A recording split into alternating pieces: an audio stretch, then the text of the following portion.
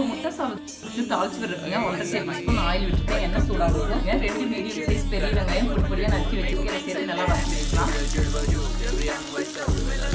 பொடியாக நறுக்கி வச்சுருக்கேன் பச்சை மிளகாய் அவங்க காரத்துக்கு தகுந்த அளவு சேர்த்துக்கலாம். பொடியாக நறுக்கி வச்சுருக்கிற கருவேப்பிலை.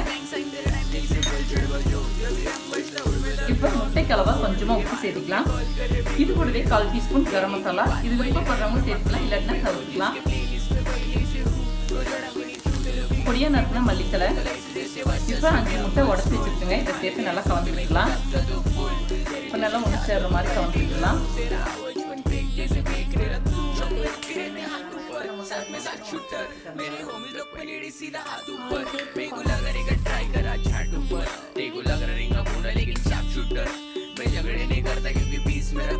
मैं एड्रेस ने बोलता बोलता ट्रिप सीधा फायर होते out when you step in my